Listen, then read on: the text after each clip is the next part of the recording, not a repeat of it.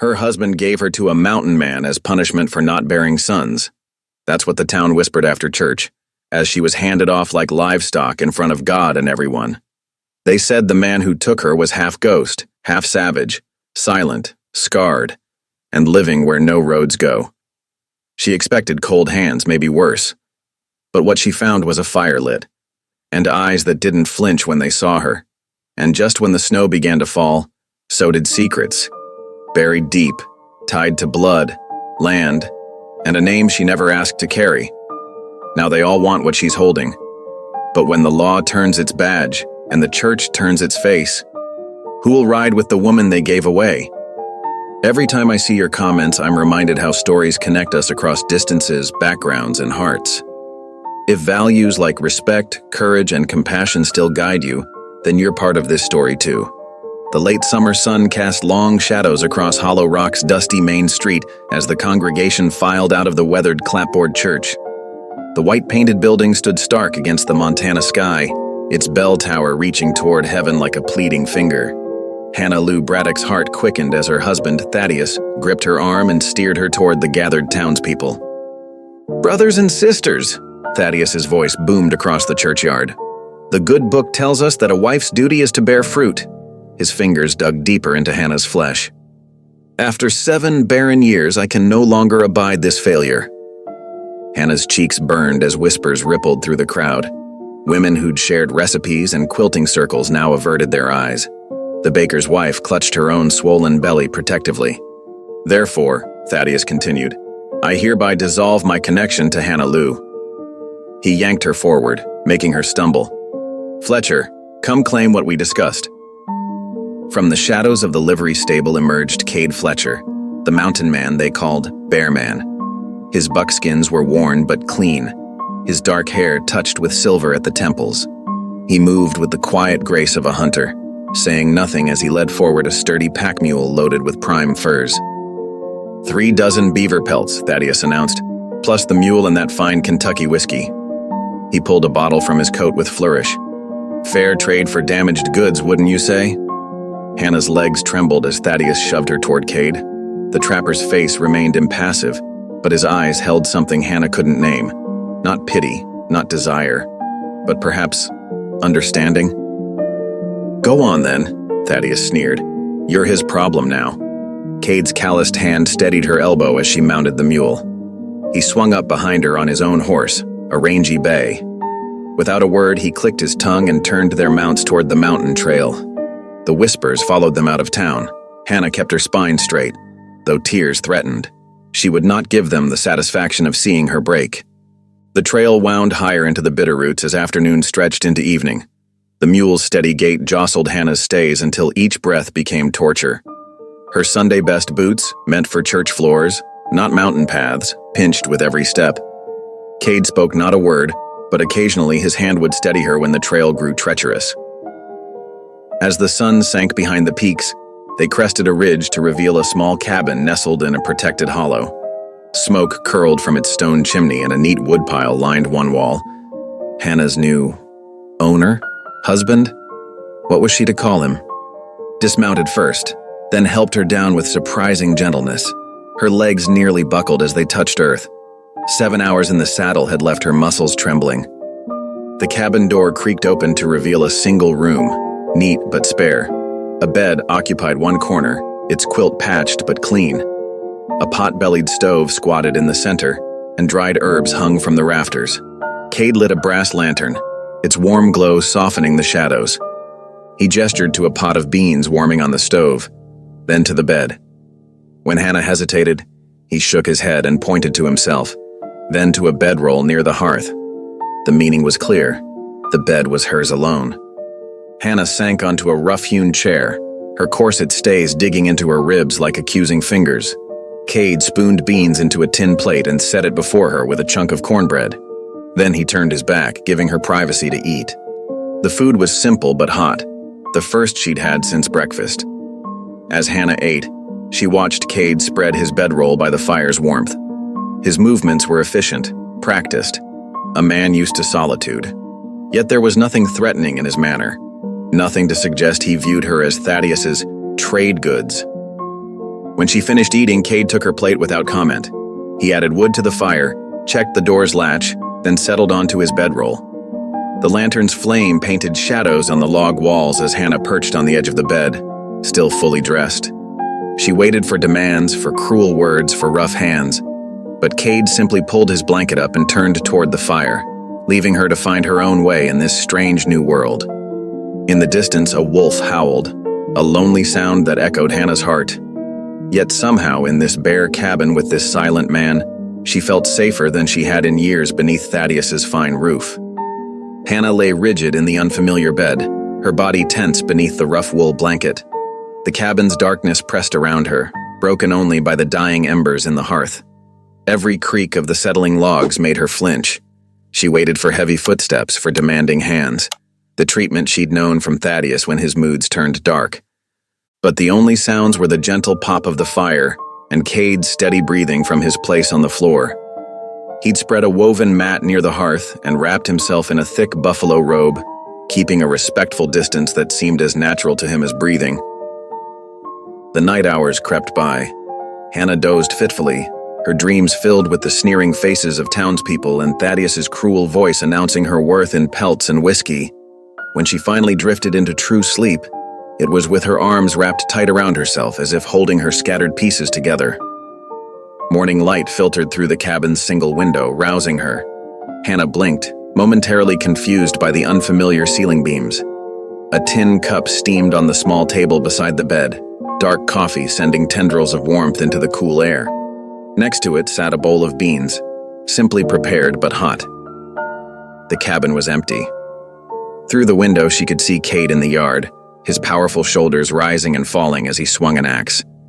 The steady thunk of steel against wood echoed across the small clearing. Hannah's feet screamed in protest as she eased them to the floor. Her fine leather boots had not been made for mountain trails, and yesterday's long ride had left them raw with blisters. She limped to the door, holding onto the rough-hewn furniture for support. The morning air bit sharp and clean as she stepped outside. Frost sparkled on the woodpile, and her breath came in visible puffs. Cade paused in his work, setting the axe aside as he noticed her pained movement. Without a word, he went to the cabin's small lean-to storage. He returned with a pair of soft leather moccasins, well-worn but sturdy. Beside them, he placed a small clay pot that smelled of herbs and pine sap. "For your feet," he said, his voice rough from disuse. They were the first words he'd spoken since bringing her here. Hannah sank onto a stump and carefully removed her ruined boots. Her stockings were spotted with blood where the leather had rubbed raw. The salve from the clay pot was cool and soothing, bringing immediate relief to the angry blisters. The moccasins fit loosely but comfortably over her bandaged feet. The day unfolded slowly, marked by simple tasks. Though the air held autumn's chill, the sun warmed her face as she explored the small yard. Cade worked steadily, chopping wood, checking his tools, mending a broken fence post. He moved with purpose but without hurry, as if time held a different meaning up here in the mountains. His quiet presence was so different from Thaddeus's controlling demands that Hannah found herself studying him when he wasn't looking. His face was weathered but not unkind, and his movements held a grace that belied his size. As evening approached, Hannah gathered her courage. "Why did you accept me?" she asked, her voice barely above a whisper. "In trade, I mean." Cade looked up from the wood he was stacking. His dark eyes held hers steadily. "Didn't trade for a servant," he said simply, then returned to his work. Those 4 words hung in the air between them, heavy with meaning. Hannah felt something tight in her chest begin to loosen, like a knot slowly coming undone. When darkness fell, Hannah found herself helping prepare a simple stew of dried meat and root vegetables. The familiar task of cooking settled her nerves, and the cabin filled with warm, homey smells. They ate in comfortable silence, the fire crackling softly in the background. After the dishes were cleaned, Cade settled by the lamp to mend his traps. Hannah watched his large hands move with surprising delicacy as he worked the metal mechanisms. The lamplight carved deep shadows in his face, highlighting lines of old grief around his eyes and mouth. She recognized that look. It was the same one she saw in her own mirror, the mark of wounds that went soul deep. As she watched him work, Hannah realized something profound. In all his silence, in all his simple actions, Cade had shown her more real dignity than she'd ever found in Thaddeus's fancy sermons or grand pronouncements. Here, in this rough cabin with this quiet man, she wasn't property to be traded or a failure to be punished. She was simply a person, allowed to exist without demands or conditions. The days flowed together like the mountain streams, each one bringing a gentle rhythm to Hannah's new life. Snow began to dust the peaks, first as delicate flurries, then in earnest. The morning air grew sharp enough to steal her breath when she stepped outside to gather wood. Cade prepared for the changing season, checking his traps and hunting closer to the cabin as the weather turned.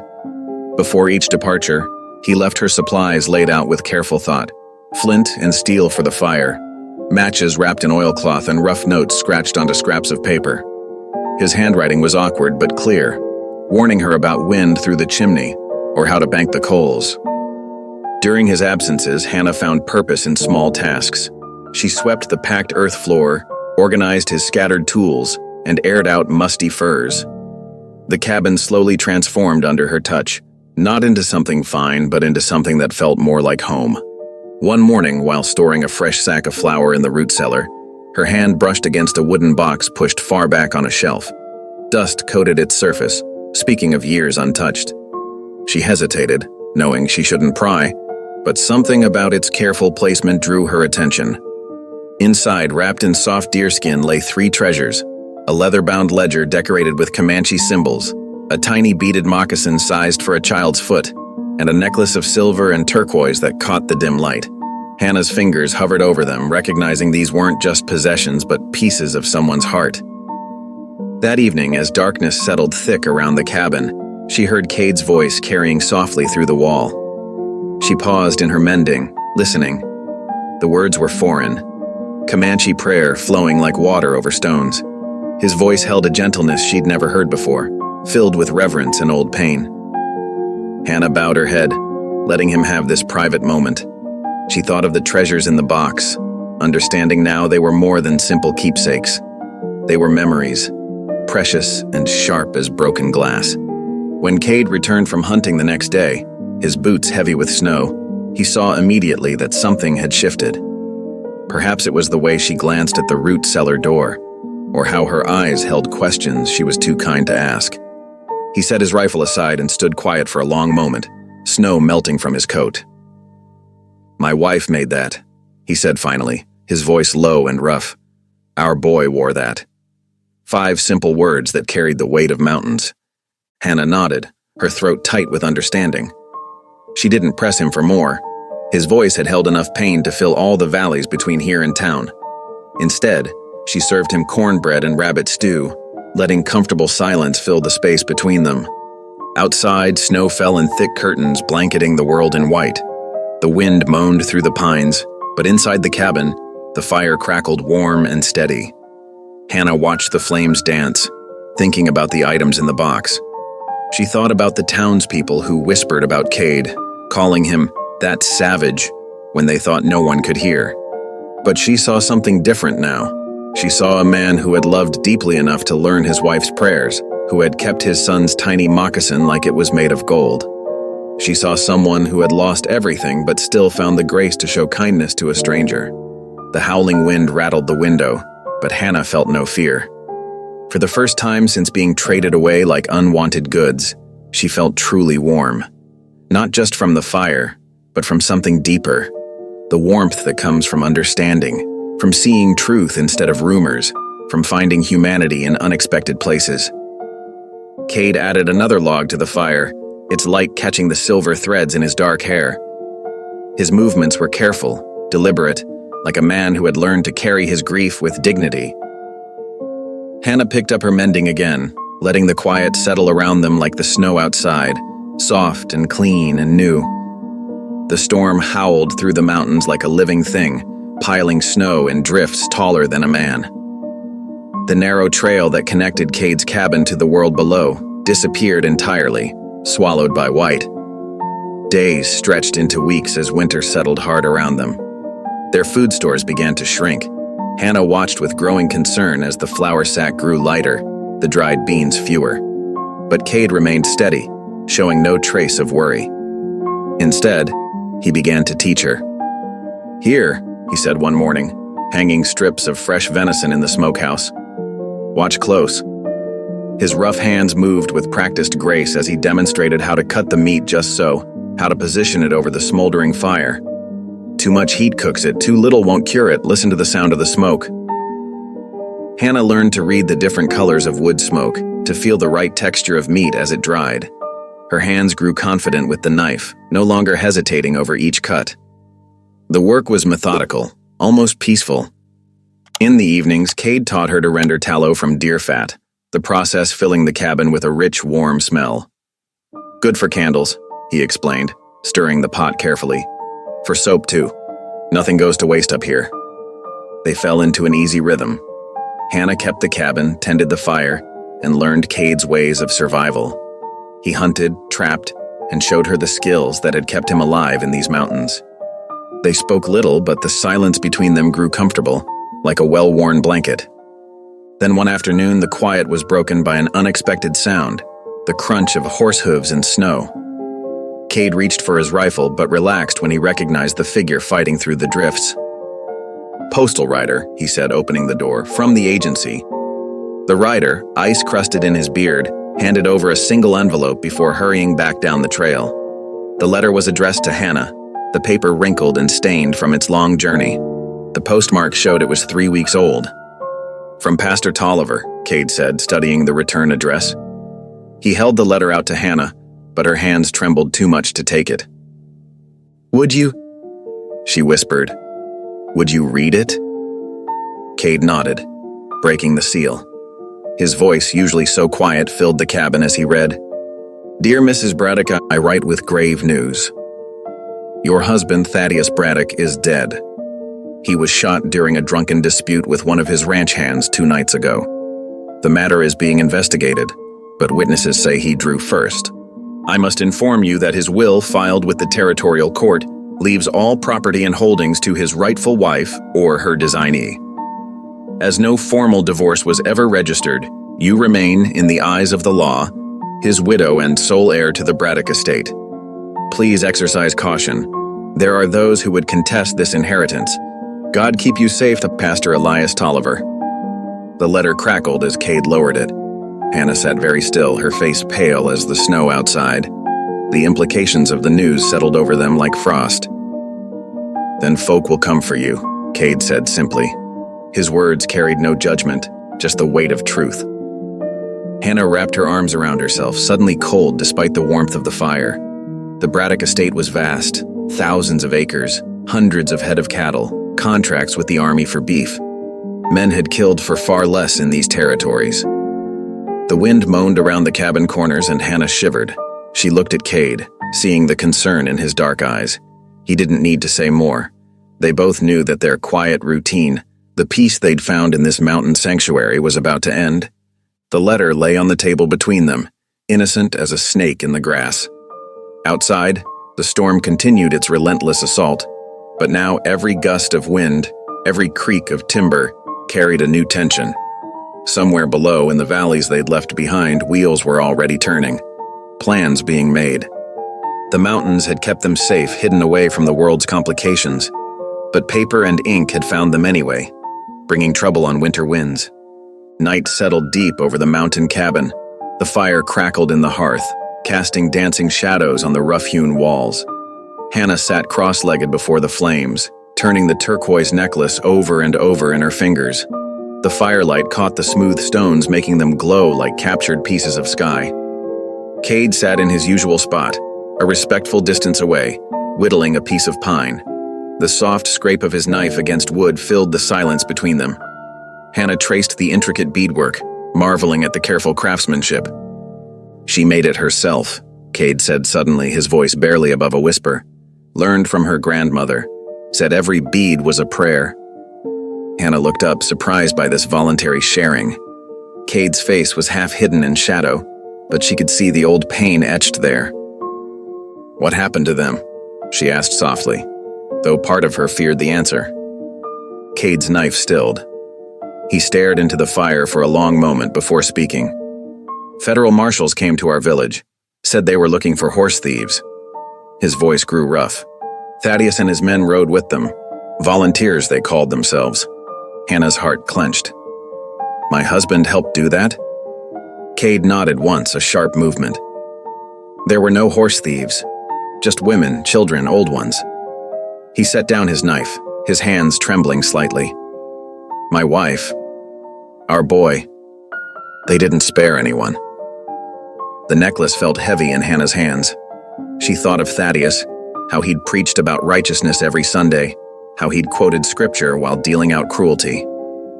I didn't know, she whispered. After ... Cade continued. I couldn't wear the uniform anymore. Couldn't serve men who'd murder innocents. So I left. Came to these mountains. He picked up his knife again, but didn't resume whittling. Been here since.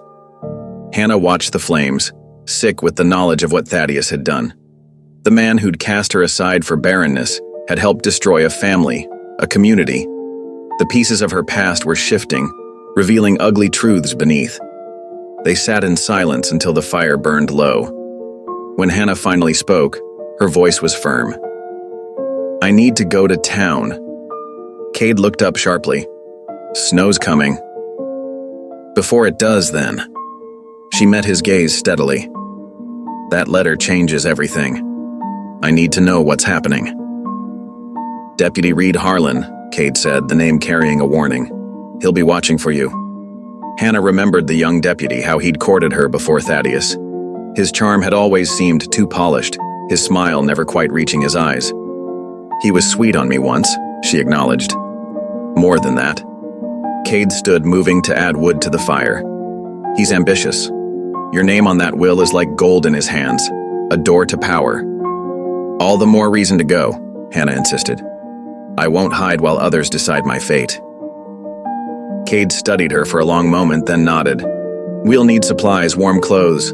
The trail's treacherous this time of year. We? Hannah asked, surprised.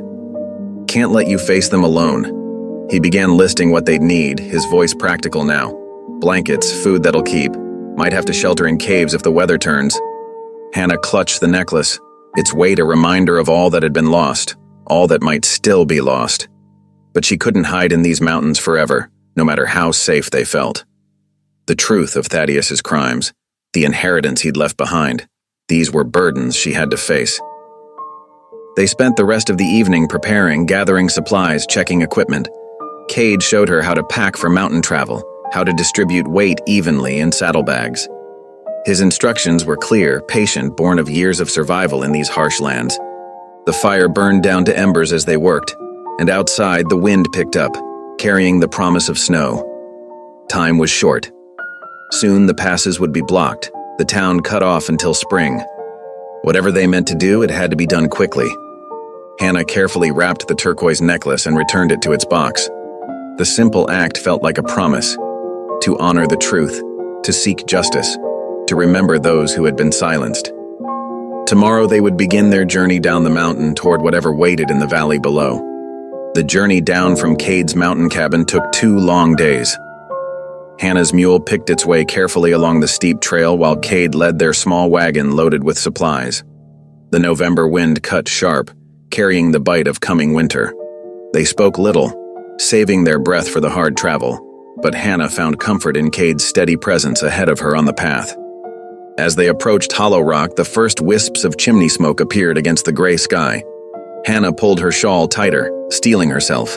The clip-clop of hooves on the packed dirt main street drew faces to windows and brought folks out onto porches. Whispers followed them like leaves in the wind. Widow Braddock's back. With that mountain man, oh, bold as brass, ain't they? Hannah kept her spine straight, though her hands trembled on the reins. She'd forgotten how it felt to be watched, judged, measured by every eye. The wooden cross of the little church came into view, and with it, a familiar figure in a black coat. Pastor Tolliver hurried down the chapel steps, his aged face creased with genuine concern. Mrs. Braddock, thank the Lord you've arrived safely. He helped her down from the mule, his grip gentle but sure. We've been most worried. Much obliged, Pastor, Hannah said softly, finding comfort in his fatherly presence. But before she could say more, boot heels clicked on the wooden sidewalk. Deputy Reed Harlan approached, his badge catching the weak sunlight.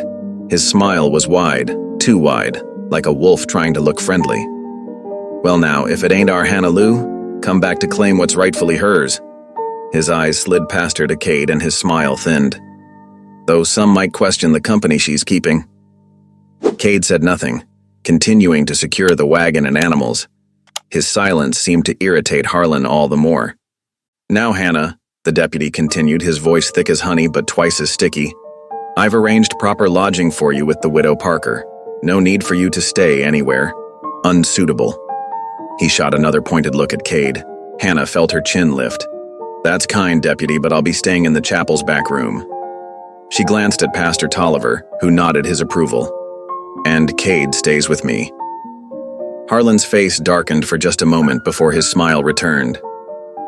"Now, Hannah, think of your reputation. What would dear Thaddeus say?" "I reckon he's said quite enough already," Hannah replied quietly but firmly. She turned to help Cade unload their supplies, making it clear the discussion was over. Pastor Tolliver helped them settle into the chapel's modest back room, which held 2 narrow cots and a small stove. As evening fell, Hannah lit the lamp and began arranging their few belongings. Cade stepped out to tend to the animals, moving like a shadow in the gathering dark. The thin walls of the chapel carried sounds clearly. Hannah was about to bank the stove when voices drifted in from the side of the building, Harlan's familiar drawl and another man's deeper tones. She moved closer to listen. "The land's too valuable to leave in a widow's hands, Ellis," Harlan was saying. 3,000 acres of prime grazing, water rights to boot. The syndicate needs that land." "Then make her an offer," the other man, Ellis, replied. "Every widow has her price." Harlan chuckled, the sound raising the hair on Hannah's neck. "Oh, she'll sell. Once she understands how dangerous it is for a lone woman to hold that much property. Accidents happen after all." Hannah's hand went to the beaded moccasin she kept hidden under her cloak, its presence a reminder of other lives destroyed by men's greed. The stakes were suddenly clear. This wasn't just about her inheritance. It was about power, about who controlled the land and the lives that depended on it.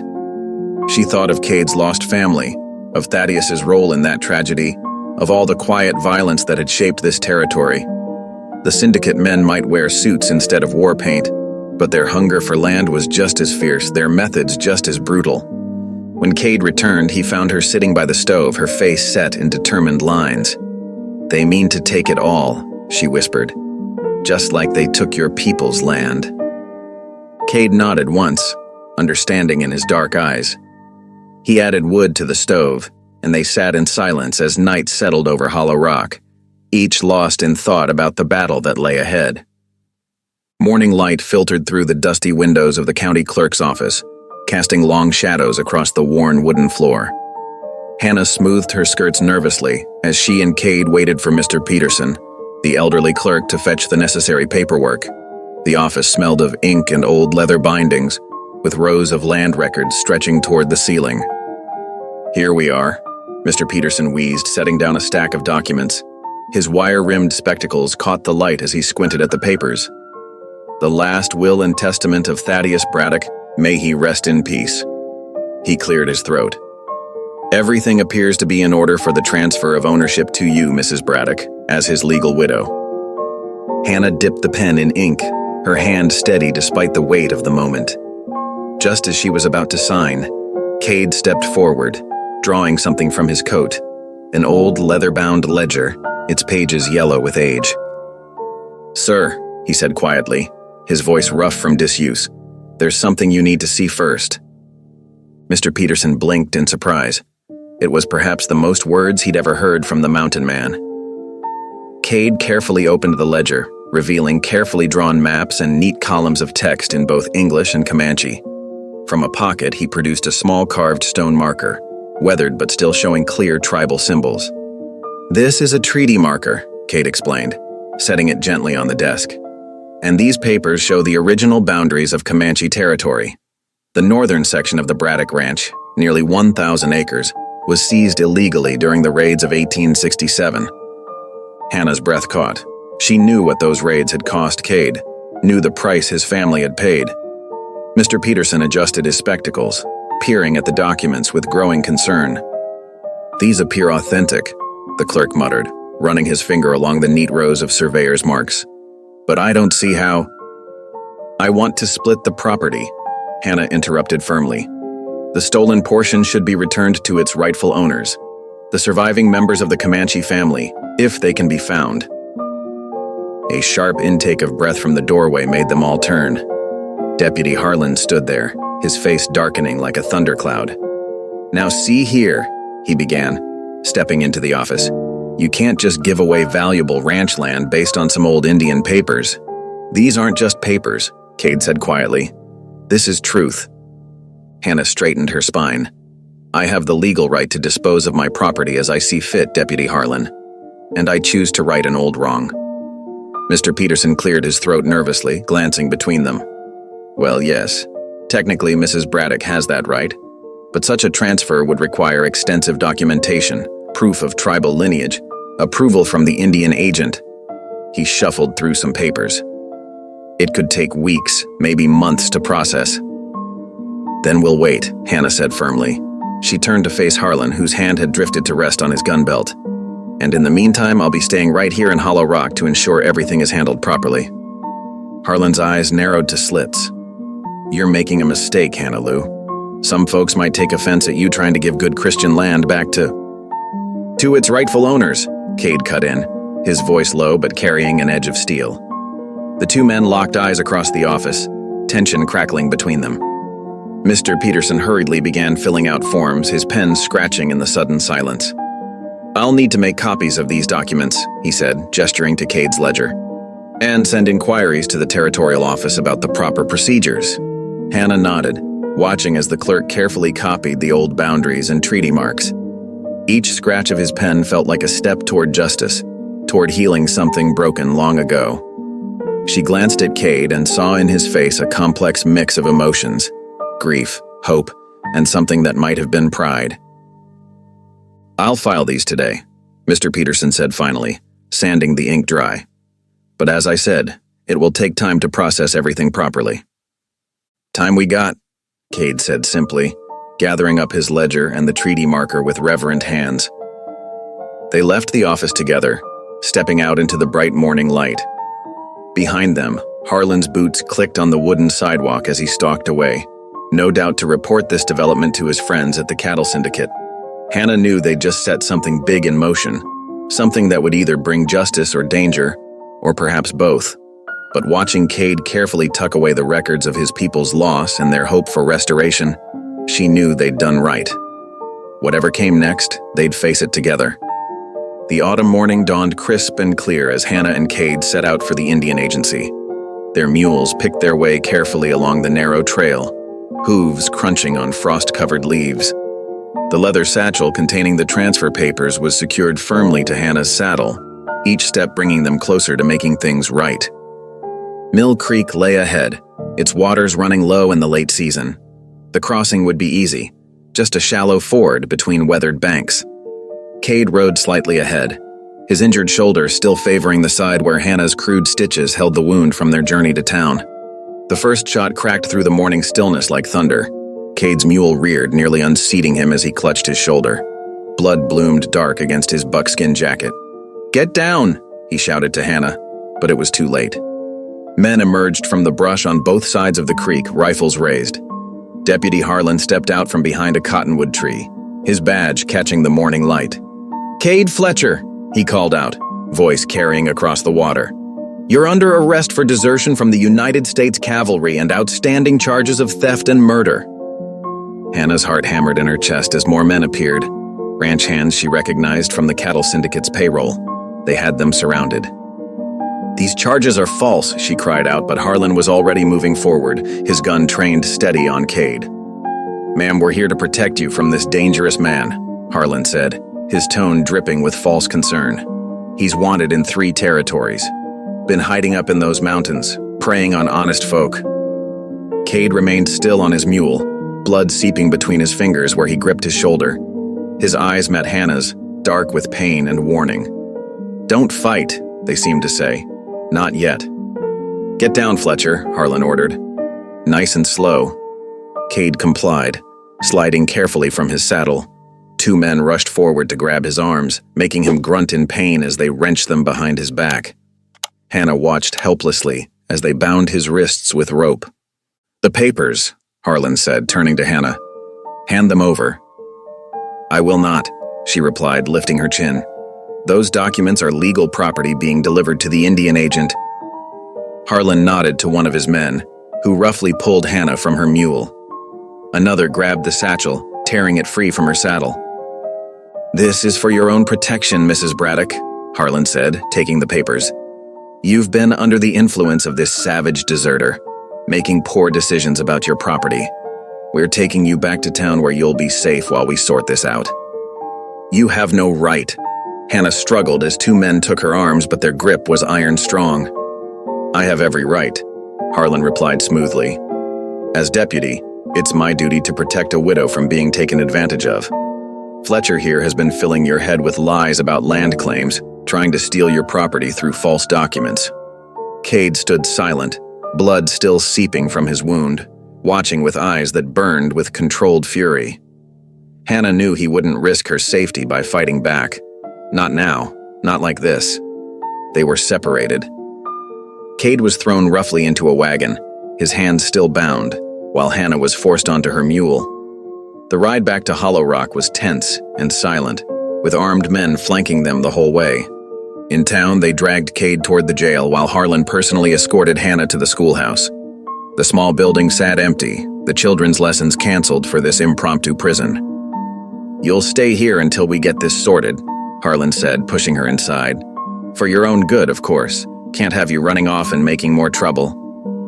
"The Indian agent will be expecting those papers," Hannah said, her voice steady despite her fear. "When they don't arrive, oh, I wouldn't worry about that." Harlan smiled coldly. "I'll make sure everything gets handled properly. You just rest here and let me take care of things." The door closed with a heavy thud, and Hannah heard the key turn in the lock. Through the schoolhouse window, she watched as two armed men took up positions outside. The autumn sun cast their shadows long across the yard. Guards, not protectors, no matter what Harlan claimed. She sank into one of the small student desks, her mind racing. Somewhere across town, Cade sat in a cell, wounded and alone. Their careful plans for justice lay in ruins, the transfer papers now in the hands of the very men who meant to stop them. But as Hannah sat in the failing light of the schoolhouse, she refused to give up hope. They had truth on their side, and sometimes truth was stronger than any gun. The schoolhouse grew cold as evening approached. Hannah huddled in her shawl, watching shadows lengthen across the wooden floor. The guard outside struck a match, the brief flare illuminating his bored face through the window. A soft knock at the back door made her start. "Child," Pastor Tolliver's gentle voice whispered through the crack. "Are you decent?" "Yes, Pastor," Hannah answered quietly, moving toward the sound. The door opened just enough for the elderly preacher to slip inside. He carried a covered basket, and his kind face was creased with worry. "I've brought you some bread and soup," he said, setting the basket on a desk, "and something else you might need." From his coat pocket, he withdrew a heavy iron key. "This opens the storage cabinet in the back," he explained in a hushed tone. "There's a window behind it that leads to the alley. What these men are doing, it isn't right. The Lord commands us to seek justice, not aid those who twist it." Hannah's fingers closed around the cold metal. "Thank you," she whispered. "But Cade, they've got him in the jail infirmary," Pastor Tolliver said. "The wound's infected. He's running a fever." He pressed a small bottle into her hand. "Laudanum, for his pain, if you can reach him." After the pastor left, Hannah waited until full dark. The guard's boots scraped against the boardwalk as he paced, then settled into the creaking chair they'd set out. Soon his breathing grew heavy with sleep. The storage cabinet's hinges protested softly as she pushed it aside. The window behind it was small, but she managed to squeeze through, dropping quietly into the narrow alley. Staying in the shadows, Hannah made her way to the jail. A single lamp burned in the infirmary window. She crept closer, peering inside. Cade lay on a narrow cot, his wrists secured with leather straps, Even in the dim light, she could see the sheen of sweat on his face. His shoulder was badly swollen where crude bandages wrapped the gunshot wound. The night deputy's snores drifted from the front office. Hannah eased the window open and slipped inside. "Cade," she whispered, touching his face. His skin burned with fever. His eyes fluttered open, glazed but focusing on her face. "Hannah!" His voice was rough. "You shouldn't be here." "Hush." She uncorked the laudanum bottle, helping him take a few drops. Then she pressed her lips to his hand where it lay bound. "I will fix this," she promised. "Rest now. Get stronger." She waited until his breathing evened out before slipping away into the night. The moon was high by the time she reached the Braddock Ranch. The house stood dark and empty. The servants had all been dismissed after Thaddeus's death. Hannah hitched the wagon she'd borrowed from behind the church and entered through the kitchen door. Memories assaulted her as she moved through the silent rooms. Here was where Thaddeus had first struck her. There was where she'd spent countless nights crying alone. But she wasn't that woman anymore. Thaddeus's study remained exactly as he'd left it, heavy with the smell of tobacco and leather. Hannah lit a lamp, its glow revealing the familiar space. The massive oak desk, the wall of leather-bound books, the Persian carpet he'd been so proud of. She began her search methodically, going through every drawer and cabinet. Nothing. But then she remembered how Thaddeus would sometimes pace in one spot while reading his correspondence. Always the same floorboard creaking under his weight. Getting on her hands and knees, Hannah examined the floor carefully. There, a board that didn't quite match the others. Using a letter opener from the desk, she worked it loose. The space beneath held a small leather-bound journal, its pages yellow with age. Hannah's hands trembled as she opened it. The writing inside was unmistakably Thaddeus's, the same precise hand that had signed their marriage certificate. As she read, her breath caught. Here was everything. Detailed accounts of illegal land seizures, payoffs to corrupt officials, and most damning of all, a full confession of the raid on Cade's village. Thaddeus had written it all down, perhaps as some form of private penance. The names, dates, and locations formed a perfect record of his crimes, including the murder of Cade's family. Hannah clutched the journal to her chest, tears streaming down her face. Here was the truth that could save Cade and restore justice. Here was the key to their freedom. Dawn was breaking as she carefully wrapped the journal and tucked it into her skirts. The eastern sky burned pink and gold, promising a new day. Whatever came next, she was ready. Sunday morning dawned clear and cold over Hollow Rock. The church bell rang across the frosty valley, calling the faithful to worship. Hannah stood in the shadow of the oak tree, watching townspeople file into the white clapboard building. Her black mourning dress rustled in the bitter wind, the journal heavy in her pocket. Inside, the familiar scents of wood polish and lamp oil filled the air. Hannah slipped into a back pew, keeping her head down as Pastor Tolliver began the service. The congregation's voices rose in hymn, but she remained silent, her fingers tracing the leather binding of Thaddeus's journal. Pastor Tolliver had just opened his Bible when Hannah rose. Her boots echoed on the wooden floor as she walked to the front. Whispers rippled through the pews. Mrs. Ellis clutched her pearls. Deputy Harlan's hand moved to his gun belt. "Forgive me, Pastor," Hannah said, her voice stronger than she felt. "But there's truth that needs speaking in God's house today." Pastor Tolliver studied her face for a long moment, then nodded slowly. "The Lord's house should always welcome truth, child." Hannah turned to face the congregation. Sunlight streamed through the windows, illuminating familiar faces. Faces that had watched her humiliation in the churchyard months ago. Faces that had turned away when she needed help. "My husband, Thaddeus Braddock, kept a private journal," she began, opening to the first marked page. "In it, he confessed his sins, not to God but to himself. I will read his own words now." Her voice grew stronger as she read. May 15th, 1872. Today we drove the Comanche from Miller's Creek. The land was too valuable to leave in savage hands. Marshall gave us permission to use force, shot 3 braves who resisted. A woman and child died in the chaos. Fletcher saw it happen. Might be trouble there. But the deed is done. Land will be divided between our syndicate once the papers are fixed. Me's gasps echoed through the church. Hannah turned a page. August 1st, 1872. Paid Judge Wilson $200 to backdate the land grants. Ellis handled the paperwork. Harlan's uncle at the land office made it official. God forgive me, but a man must build his legacy however he can. Deputy Harlan stood, his face red. This is slander. You can't... Let her finish, Pastor Tolliver said firmly. Every soul here deserves to hear the full truth. Hannah continued reading, naming every man involved in the land theft, every bribe paid, every false document filed. She read Thaddeus's detailed account of the raid that killed Cade's family, how they'd murdered innocent people for land that wasn't theirs to take. And here, she said finally, is his last entry written 3 days before he died. The guilt weighs heavy. Fletcher's wife was with child when we killed her. The boy couldn't have been more than 4 years old. I see their faces in my dreams. My barren wife is God's punishment for my sins. Perhaps that's why I gave her to Fletcher, some twisted attempt at redemption. But there can be no redemption without confession. Silence fell over the church. Hannah closed the journal and looked at her neighbors. Cade Fletcher is no criminal. He's a man whose family was murdered for greed. The real criminals have been sitting in these pews counting blood money and calling it God's blessing. These are lies, Harlan shouted, drawing his pistol. But before he could raise it, Pastor Tolliver stepped between them. The only lies here, the old preacher said calmly, are the ones that let evil men prosper while good men suffer. Deputy Harlan, I suggest you lower that weapon in God's house.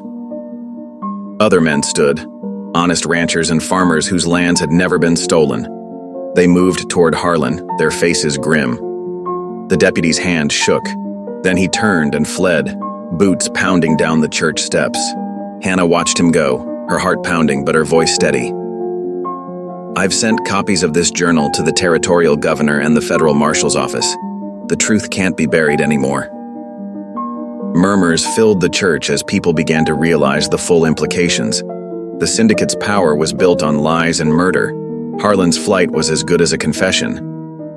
Mrs. Braddock speaks truth, Pastor Tolliver announced. I've read the journal myself and verified the dates and documents mentioned. Cade Fletcher's name is cleared, and now we as a community must make this right. The morning sun streamed through the windows, touching each face in the congregation. Some wore shame, others shock, but in many, Hannah saw the dawning of understanding and the desire for redemption. The truth had been spoken in God's house. There was no turning back now. The autumn wind carried the scent of pine and wood smoke as Hannah stood before the agency office, her black dress replaced by a simple blue calico. Around her, a small crowd had gathered. Townsfolk, tribal elders, and the territorial lawyer who'd ridden up from Helena to witness the proceedings. The brass bell above the agency door chimed as Hannah stepped inside. Sunlight streamed through dusty windows, illuminating the formal transfer papers spread across Agent Thompson's desk. Her signature would divide the Braddock estate, nearly 4,000 acres of Montana's richest grassland. You understand, Agent Thompson said, adjusting his wire-rimmed spectacles. Once signed, this cannot be undone. Hannah's hand was steady as she lifted the pen. I understand perfectly. She thought of Cade, still recovering in his cabin, the bullet wound in his shoulder healing slowly. He'd insisted on coming down to witness this, but she'd made him stay in bed. His fever had only broken 3 days ago. The scratch of the pen seemed loud in the quiet office.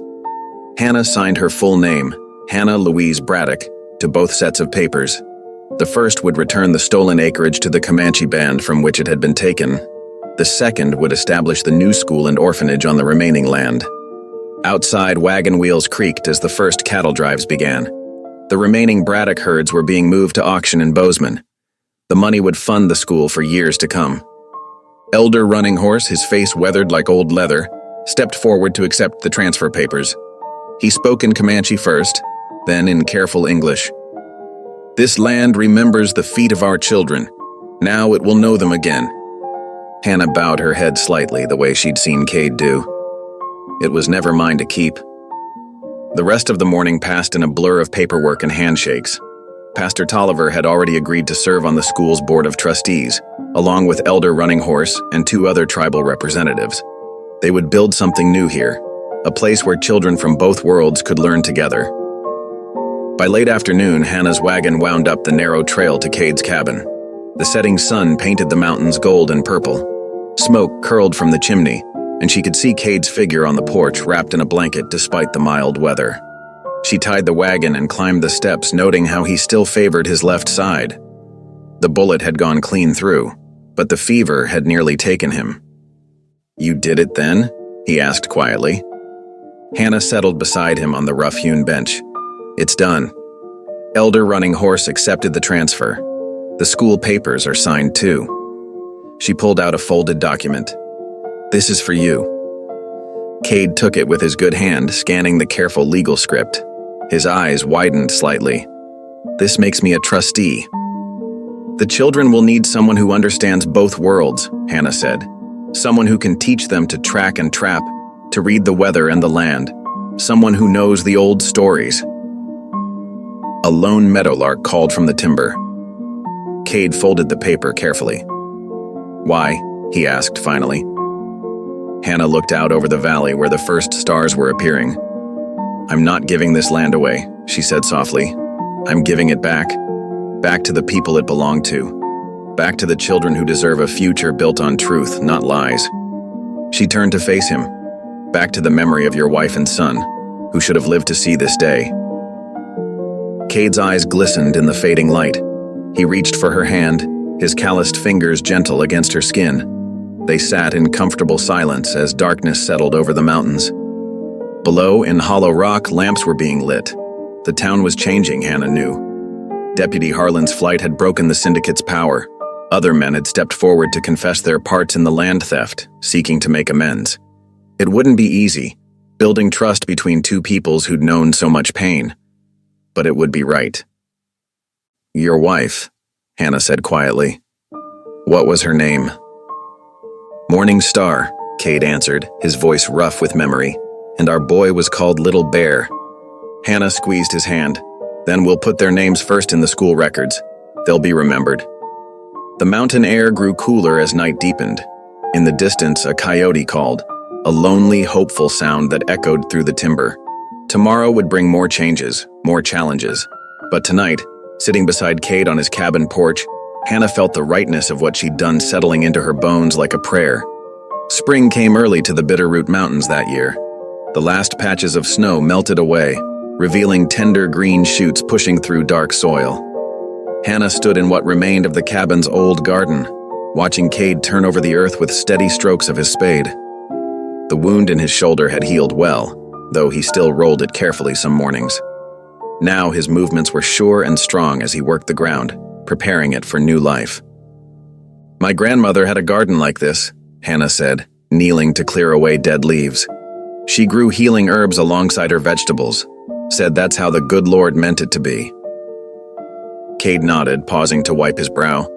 Morning Star did the same. "The medicine plants need the food plants near. Everything grows better together." They worked side by side through the morning, enlarging the old plot. The garden would need to feed more than just 2 people now. The first children would arrive within the month. 3 from the agency orphanage, 2 from Hollow Rock whose parents had died of fever over the winter.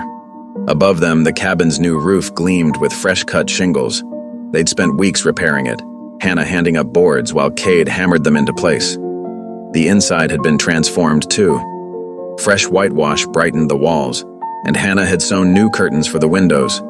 2 small bedrooms had been added, with sturdy bunks built by Cade's careful hands. As the sun climbed higher, Pastor Tolliver's wagon appeared on the trail, winding its way up from town. He carried his Bible and a small flask of holy water for the blessing ceremony. Hannah brushed dirt from her skirts and went to greet him. "The Lord's peace be upon this place," the pastor said warmly, accepting a cup of water from the well. His eyes crinkled as he surveyed their work. "You've made something fine here, both of you." The blessing was simple but profound. They gathered in the cabin's main room, where morning light streamed through clean windows. Pastor Tolliver read from Isaiah about new wine and new wineskins, about old things passing away. He sprinkled water in the doorways and corners, his words weaving together Christian prayer and acknowledgement of the sacred land they stood upon. "Let this be a place of healing," he intoned, "a place where 2 peoples become one family under heaven's eyes." After the ceremony, the pastor departed with promises to return when the children arrived. Hannah and Cade stood in the doorway, watching his wagon disappear down the trail. The spring breeze carried the scent of wild roses and fresh-turned earth. Cade touched Hannah's arm gently. "Walk with me?" He led her to a fallen log near the creek, where wildflowers nodded in patches of sunlight. From his pocket, he drew out something wrapped in soft deerskin. "I'm not a man of many words," he said quietly, "but I need to say this right." His fingers worked the wrapping open, revealing a small wooden cross, beautifully carved with intricate patterns of leaves and vines. "My people, both my peoples, may have different ways of asking, but the heart's question is the same." Hannah's breath caught as she recognized symbols from both their worlds intertwined in the carving. Christian crosses flowing into Comanche morning stars, all embraced by living plants that seemed to grow from the very grain of the wood. "You gave back what was stolen," Cade continued, his voice rough with emotion. "You made right what was wrong. You saw me, all of me, when others looked away." He held out the cross. "I'm asking if you'll build this new life with me, not because anyone traded or forced, but because we choose each other, free and true." Tears spilled down Hannah's cheeks as she took the cross, feeling the smooth wood warm against her palm. All the pain of her past, the barren years, the shame, the betrayal, seemed to fall away like winter ice breaking up in spring floods. "Yes," she whispered, and then louder, "Yes." She kissed him then, tasting the salt of her own tears. His arms came around her, strong and gentle, as the creek sang its endless song beside them. When they finally drew apart, Cade touched his forehead to hers in the Comanche way of sharing breath, sharing life. Above them, a pair of hawks circled in the spring sky, their cries echoing off the mountainsides. New life was coming to this high valley. Children's voices would soon fill the quiet places, and ancient wisdom would meet fresh hope in the garden's fertile soil. But for now, it was enough to sit by the singing water, holding each other close, as the wild roses bloomed around them. The first snow of winter dusted the Bitterroot Mountains like powdered sugar on a cake. Inside the cabin-turned-schoolhouse, warmth and activity filled every corner. Little Sarah, just 7 years old, struggled with an armload of split pine while Thomas, nearly 12, steadied her steps. "Easy there," Cade said, taking half the load. "Small loads make for more trips, but safer ones." His voice was gentle, the kind that made children listen without fear. Hannah watched from the doorway, her shawl pulled tight against the chill. The sight of Cade teaching the children still made her heart swell. 5 young ones now called this place home, with 3 more coming for daily lessons from nearby homesteads. The sound of wagon wheels brought everyone's attention to the trail. Through the swirling snow came Elder Joseph, his dark blanket bright with Navajo patterns. The children ran to greet him, knowing he always brought stories with his visits. "The winter spirits dance early this year," the elder said, climbing down carefully. From his wagon, he lifted a beautifully woven pouch. "I bring seeds from our southern gardens. They will sleep through the cold and wake strong in your spring soil." Inside, Hannah served hot tea while Elder Joseph blessed the room with sacred smoke and prayers in 3 languages.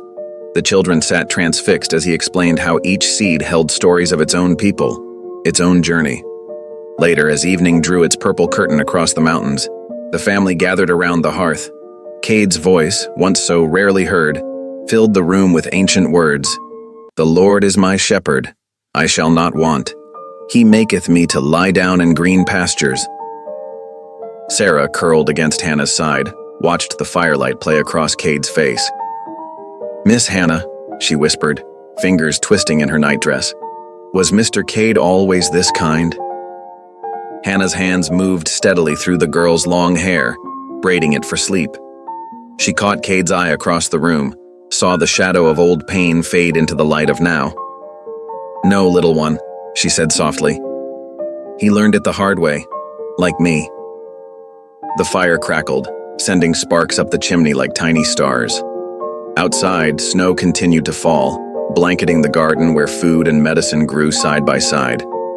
The school bell, silent now, waited for tomorrow's lessons. Here in this place, built from broken pieces and mended hearts, peace had finally found root and flourished. Cade closed the Bible, his wedding band catching the firelight. Together they had become what the land needed. Not owners, but stewards. Not judges, but healers. Teaching the next generation that love, like winter wheat, grows strongest through the hardest seasons. Chapter 14. Treated like no one. The first snowfall came early that year, thick flakes swirling outside the cabin windows like dancers in white dresses. Hannah sat in the old rocking chair by the fireplace, little Sarah sleeping soundly in her lap. The child's breath came soft and steady, her small hands clutching Hannah's shawl. The door creaked open, bringing a swirl of snow and Cade's broad figure. He stamped his boots quietly, mindful of the sleeping child. From his satchel, he pulled out dried herbs wrapped in cloth and a brown paper bag of sugar, precious items from his trip to the trading post. "Storm's picking up," he said softly, hanging his coat by the door. The leather was crusted with fresh snow that began to melt in the cabin's warmth. Hannah watched him move about the kitchen, his movement sure and gentle as he set coffee to brew. The familiar scent soon filled the air, mixing with wood smoke and pine. Outside, she could hear the other children's laughter as they caught snowflakes on their tongues, their joy echoing across the yard. Cade brought her a steaming cup, careful not to disturb Sarah. He settled into his chair beside them, and together they watched the storm through the window.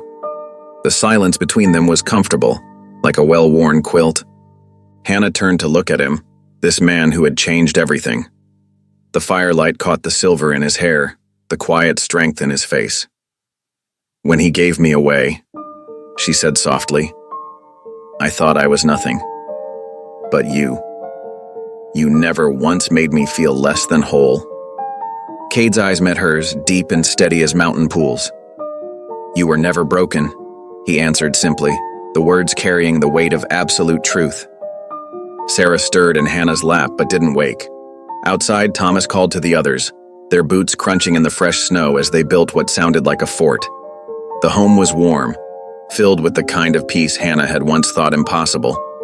She reached for Cade's hand and he took it, his calloused fingers gentle. Thank you for listening. Stories connect us in the most unexpected ways. If you felt that spark today, make sure you're subscribed. I share a new one daily, and the next might change your day.